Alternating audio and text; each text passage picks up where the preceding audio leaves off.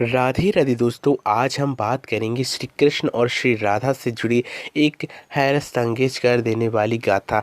इस वीडियो को आप लोग पूरा देखें और अगर आप लोग हमारे चैनल पर पहली बार आएँ तो सब्सक्राइब करके बेल आइकन को प्रेस करना ना भूलें। आज की इस वीडियो में सबसे बड़ा सब्जेक्ट है राधा रानी के श्राप को लेकर, तो इस वीडियो को आप लोग पूरा देखें। शुरू करते हैं यह गाथा।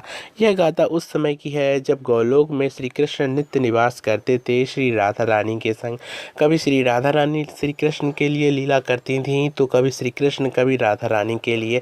यह बात दिनों दिन चलती रहती थी। एक समय श्री राधा रानी गोलोक से दूर कहीं भ्रमण करने के लिए चली जाती हैं। कुछ ग्रंथों में यह बताया जाता है कि राधा रानी गोलोक में ही होती हैं, लेकिन श्री कृष्ण से कुछ ही दूरी पर होती हैं।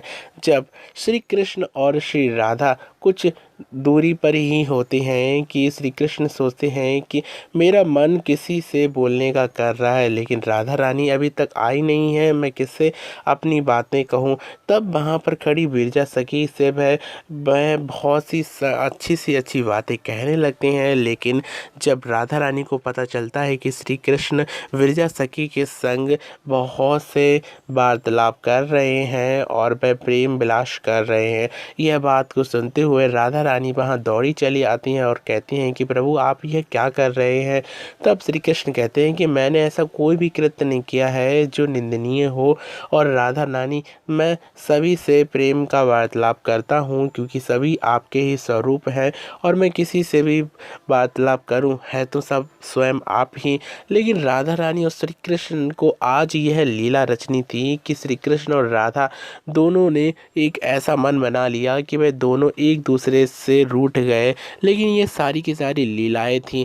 तब वहाँ पर श्री राधा रानी कहती हैं कि प्रभु आपने ये ठीक नहीं किया है, मुझे बताए बगैर ही आप श्री मिर्जा के संग रास विहार कर रहे थे, मेरा आमंत्रण तक नहीं किया। वैसे तो आप कहते हैं कि मैं राधे के बिना रास नहीं कर सकता हूँ, लेकिन आज बिरजा के संग आप रास कर रहे हैं।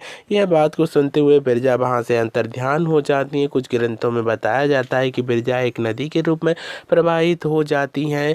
इधर से श्री कृष्ण के दो प्रमुख गोप देख रहे होते हैं, लेकिन राधा रानी की सारी बातें हो चुकी होती हैं। तब श्री दामा कहते हैं कि आपने ये क्या कर रही हैं। यह बात को सुनते हुए राधा रानी कहती हैं कि मैंने ऐसा कोई भी कार्य नहीं किया जो श्री कृष्ण के लिए निंदनीय हो। श्री कृष्ण ही तो कहते हैं कि मेरे बगैर रास नहीं होता है, लेकिन यह तो बिरजा सखी के कारण आज रास विहार हो रहा है। यह बात को सुनते हुए श्री दामा कहते हैं कि मेरे प्रभु के लिए कुछ और भी कोई कहे, यह मुझे सहन नहीं होता है।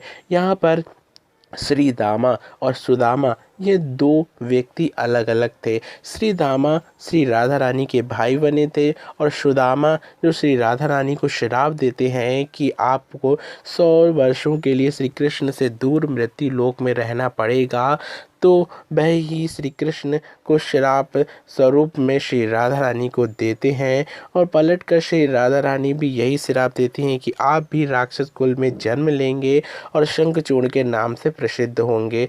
यह गाथा हमें से पुराण में पढ़ने को मिलती है, लेकिन कुछ ग्रंथों में हमें यह पढ़ने को मिलता है कि श्री दामा स्वयं श्री राधा रानी को श्राप देते हैं कि 100 वर्षों के लिए दूर रहेंगी और श्री कृष्ण को ही भूली रहेंगी, अपने गोलोक को भी भूल जाएंगी। लेकिन कुछ ग्रंथों की ज़्यादा से ज़्यादा मांग तो यही कहती है कि सुदामा जी ने ही श्री राधा रानी को दिया था श्राप। फिलहाल हम आपको बता दें, दोनों में से किसी न किसी ने श्राप दिया था, जिसमें से एक सत्य तो यह निकलता है कि श्री दामा ने केवल श्री राधा रानी को मनुष्य होने का श्राप दिया था, और कुछ ग्रंथों में यह बताया जाता है कि श्री दामा ने ही 100 वर्षों और सारा का सारा श्राप श्री दामा ने ही दिया था। फिलहाल ज़्यादा से ज़्यादा ग्रंथ हमें यही बताते हैं कि सुदामा जी ने राधा रानी को श्राप दिया था, और सुदामा जी ही अगले जन्म में राक्षस कुल में शंखचूड़ के नाम से प्रसिद्ध तुलसी जी के संग विवाह करने के पश्चात शिव जी के द्वारा मृत्यु को प्राप्त हुए थे, और फिर इस गोलोक में आकर श्री कृष्ण और राधा के परम प्रिय भक्त बन गए थे। लेकिन आप लोग किस गाथा से सहमत है, प्लीज़ कमेंट बॉक्स में जाकर ज़रूर बताएं।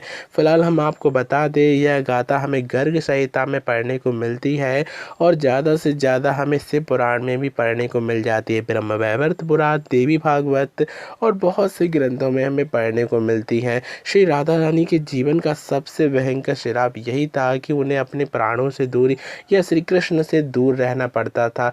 और यह गाथा इसलिए भी प्रचलित है क्योंकि श्री राधा रानी को अपने गोलोक से भी दूर जाकर यह तक भान नहीं था कि मैं स्वयं प्रेम की देवी श्री कृष्ण की आह्लादनी शक्ति हूँ। फिलहाल अगर आप लोग इस चैनल पर पहली बार आए तो सब्सक्राइब करके बेल आइकन को प्रेस करना ना भूलें।